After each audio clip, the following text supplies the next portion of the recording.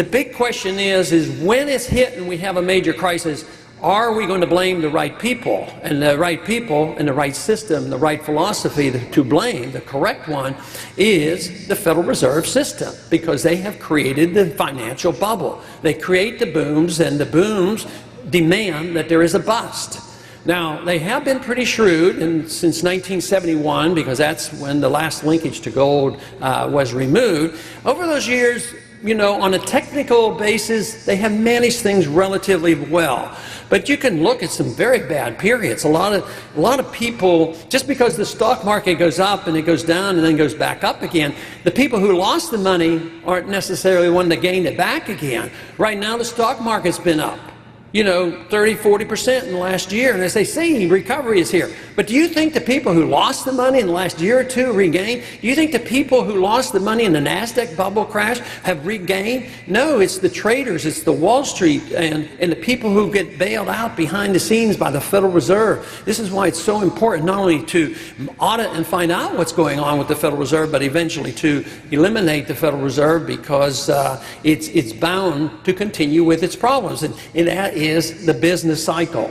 So if we care about the middle class, if we care about poor people, we have to reject this whole notion that government intervention, the redistribution of wealth, the rejection of the idea that personal liberty and personal freedom and private property and contracts can solve our economic problems, not perfectly, but better than any other system, means that if we believe in that and we care about our fellow man and we care about not serving the special interests at the expense of the middle class, and if we care about not having runaway inflation like it had in Mexico and Central America and Germany and Zimbabwe, and there's a well-known history. If we care about preventing that, we must look at the Federal Reserve System and come down on the side of saying it's unconstitutional, it's immoral, it promotes big government, and it's lousy economic policy. So therefore, how can we lose this argument? It's impossible if we do our job. It's just a matter of getting information out.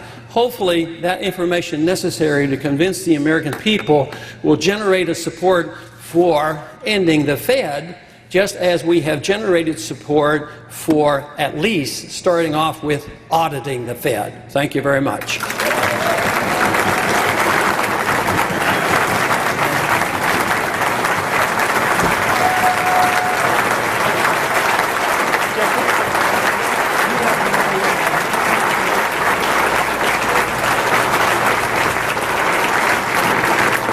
Thank you. Okay, I don't hear it.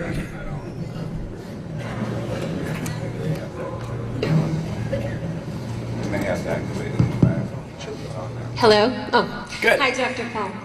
We hear a lot about illegal immigration in this country, and I was just wondering, since we went off the gold standard in the 71, how that has affected the economies of other countries, and if there is a link with some of the immigration and illegal immigration that we have today. Is there a link or any comment? Okay. The question is there a link between going off the gold standard and the problem that we have with illegal immigration? I haven't thought a whole lot about that, but there's probably some linkage, but might not be direct. And to me, the linkage might be that our economy has eroded, and we have the growth of the welfare state, which would be connected to the inflation of the by the Federal Reserve. And when that happens, the welfare states, the state, it actually encourages people not to take jobs that they maybe should take in a free market. So then the jobs go begging, and then we need labor. I mean, I get as many complaints in Texas about the illegal immigration as the need for workers. Not so much now anymore because the economy is getting so weak.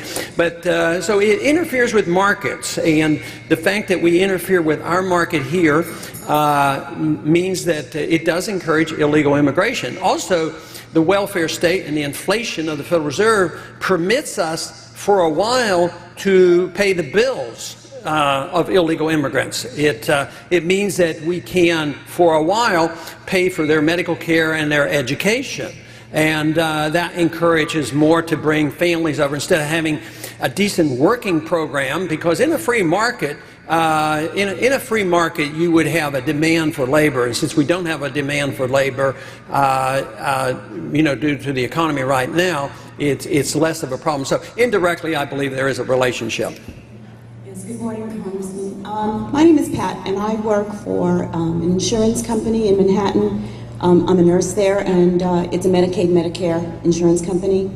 I wanted to know what your thoughts are, considering that we recently are increasing, due to the economic status, 500 members a month compared to the 100 members a month we used to increase. And yet we had huge layoffs of all our marketing people. Wanted to know what you think about President Obama's health care reform. Obama's what, health? Healthcare program. She asked what do I think about Obama's healthcare initiative. I don't think very much about it. I mean, I think a lot about it, but I don't have much positive things to say about it. No, it's just like bailing out the financial system and the problems that we have. We got in our trouble because we inflated, had deficit financing, and we printed too much money, and we had too many regulations. So we get into the crisis, so what do? We spend more money, run up more deficits, tax more people, and regulate, and think we're going to get out of trouble. The medical care problem has come because we've had mismanagement, compulsory management of medical care since the mid-1960s. The government has been involved in 65% of the medical care in this country, and it's not going to be solved by moving it up to 85% or 100%. So it's going to make things much worse. People in Washington now talk about a compromise, get some people come together and back off. They propose 100% control of the medical care, and they call a compromise going from 65 to 85. I don't call that a compromise. I call a compromise if we have 65% of medical care controlled by the government and it's not doing well. The compromise ought to be those people who argue for zero amount of government interference and 100%. And the true compromise would be at reducing it to 50% and move in that direction rather than always move in the other direction.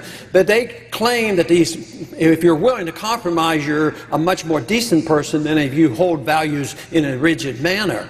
So I have a lot of respect for people who they say, I believe in socialism, I believe in 100%, the government should take over completely, but they ought to have the same respect for us who believe that the problems come because if we have way too much government, we ought to argue our case in a clear fashion.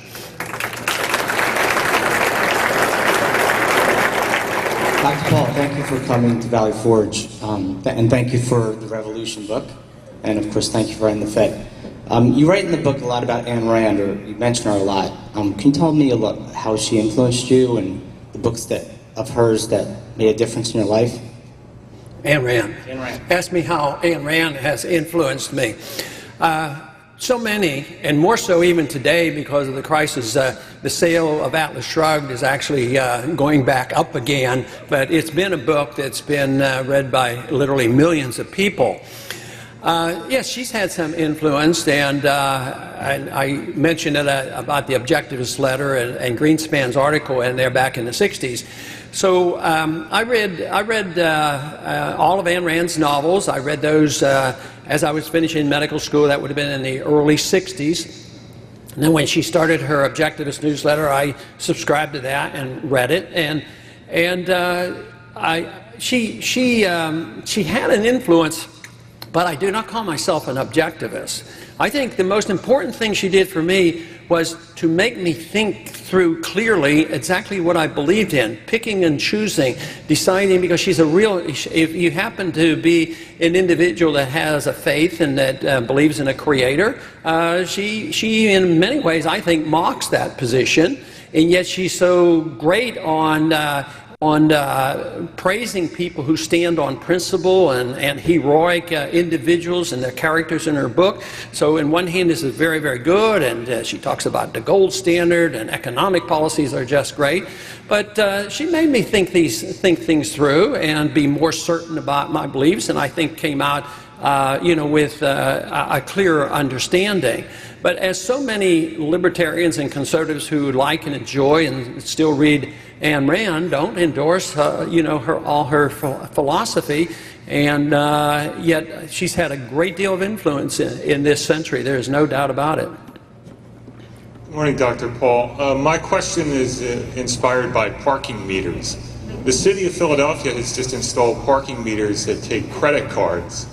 I was wondering, with the potential government takeover of the banking sector like General Motors, what about the possibilities for routine police access to the credit card system, the information in the credit card system, and the police routinely using it to gather suspects for a police lineup? I'm not sure I understand that. He's talking about credit cards being used in parking meters and whether the police might take these and abuse the system. Just in general, the police use of the information in the credit card system, dates, times, places.